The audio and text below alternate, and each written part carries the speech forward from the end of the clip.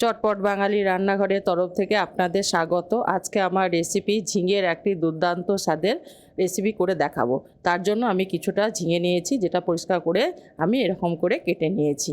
এবার এর সঙ্গে আমি দিয়ে দেব পরিমাণ মতো লবণ, আর আমি এর সঙ্গে অ্যাড করব 2 চামচ বেসন। 2 চামচ বেসন দেওয়ার পর আমি এর সঙ্গে দিয়ে দেব 1 চামচ আদা রসুনের পেস্ট।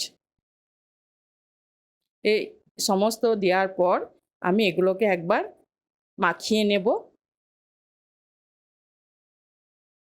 এগুলোকে একটু মাখিয়ে নেওয়ার পর এর সঙ্গে আমি আবারও অল্প পরিমাণ হলুদের গুঁড়ো আমি এর সঙ্গে মিশিয়ে নেব।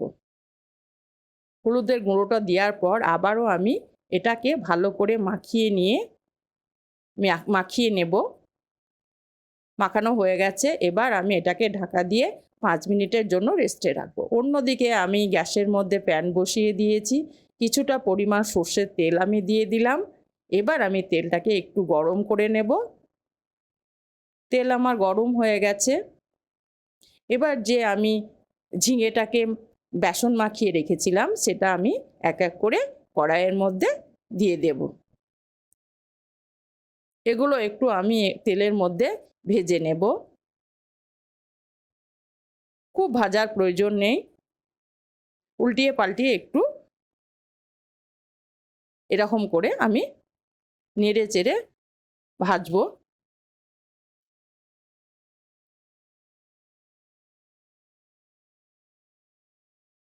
এভাবে আমি ঘুরিয়ে ফিরিয়ে একটু ভেজে নেব। আমার ভাজা হয়ে গেছে। এবার আমি এক এক করে ঝিঙেগুলোকে সব তেল থেকে উঠিয়ে নেব। আমার সব ওঠানো হয়ে গেছে। এবার ওই তেলের মধ্যেই আমি বাদবাকি ঝিঙেগুলোকে ভেজে নেব। যে বাদবাকি ঝিঙেগুলো আছে ওগুলো আমি এই কড়াইয়ের মধ্যেই দিয়ে দেব এবং ভেজে নেব। এবার আমি গ্যাসের মধ্যে আবারও একটা প্যান বসিয়েছি, আর কিছুটা আমি চীনা বাদাম নিয়েছি 2 চামচ মতো, সেটা আমি একটু ভেজে নেব লাল করে। সুন্দর একটা রেসিপি, একবার বানিয়ে বাড়িতে দেখবেন, খুব ভালো লাগে। ভাত, রুটি, পরোটার সঙ্গে খুব ভালো লাগে। এবার আমি এটাকে লাল করে আমার ভাজা হয়ে গেছে, ওটাকে আমি পেস্ট করে নেব মিক্সিং জারে। এবার আমি আবারও কড়াই বসিয়ে দিয়েছি। কড়াই আমি বেশি তেল দেব না, ওই তেলের মধ্যে আমার রান্না হয়ে যাবে।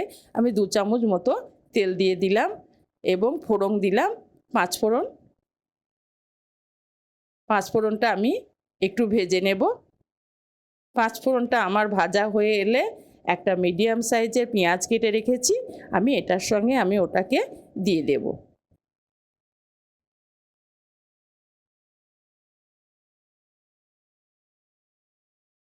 পেঁয়াজটাকে দেওয়ার পর আমি আবারও পেঁয়াজটাকে লাল করে ভেজে নেব।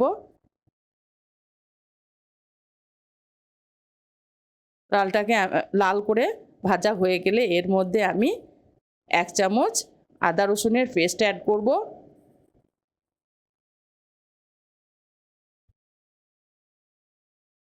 আদা রসুনের পেস্ট আগে আমি একটু দিয়েছি, এই জন্য আমি 1 চামচ আদা রসুনের পেস্ট এখানে দিলাম।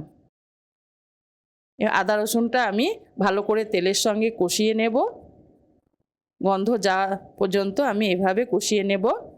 এবার আমি 1/3 চামচ হলুদের গুঁড়ো, 1/3 চামচ লঙ্কার গুঁড়ো, 1/3 চামচ ধনে গুঁড়ো আর জিরে গুঁড়ো আমি জল দিয়ে একটু পেস্ট করে রেখেছিলাম, সেটা আমি এর সঙ্গে দিয়ে দিলাম। পেঁয়াজ আর আদা রসুনের সঙ্গে দিয়ে আমি ভালো করে এটাকে কষিয়ে নেব।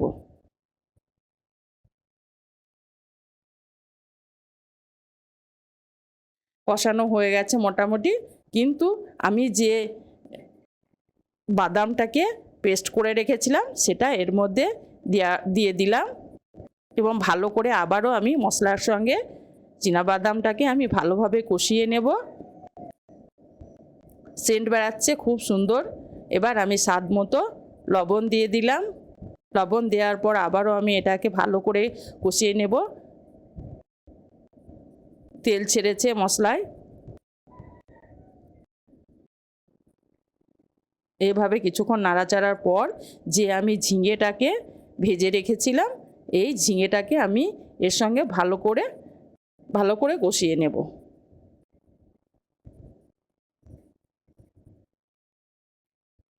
ঝিঙেটা দিয়ে দেওয়ার পর আবারও আমি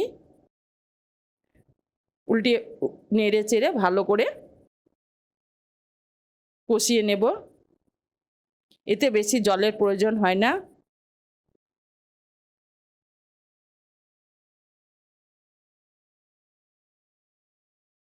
কিছুক্ষণ কষানোর পর আমি এতে হাফ কাপ মতো জল দিয়ে দিলাম। জল দেওয়ার পর নেড়ে চেড়ে নিলাম। নেড়ে চেড়ে নিয়ে আমি এবার এটাকে কিছুক্ষণের জন্য ফোটানো পর্যন্ত আমি এটাকে ঢেকে রাখলাম। আমার ফুটে উঠেছে। এবার তলাটা যাতে না ধরে যায় সেজন্য নেড়ে দেব।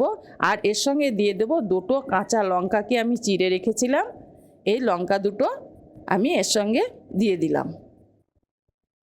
এবার আমি এটাকে ভালো করে নেড়ে নিয়ে রান্না হওয়া পর্যন্ত ঢেকে রাখবো। 5 মিনিট পর, বেশি সময় লাগে না, 5 মিনিট পর আবারও আমি ফিরে এলাম। কারণ ঝিঙেটা ভাজা হয়েছিল, অনেকটাই নরম হয়ে গেছিলো, সেই জন্য রান্না হতে বেশি সময় লাগে না। আমি নেড়ে নিলাম যাতে তলাটা না ধরে যায়। এবার আমি এর সঙ্গে দিয়ে দিলাম 1 চামচ মতো গরম মশলা। গরম মশলাটা দেওয়ার পর আবারও আমি এটাকে ভালো করে মিশিয়ে নেব। যদি আমার ভিডিওটা ভালো লাগে তবে একটা লাইক করবেন, সাবস্ক্রাইব করে চ্যানেলটির পাশে থাকবেন। আমার রান্না হয়ে গেছে, এবার রেস্টের জন্য আমি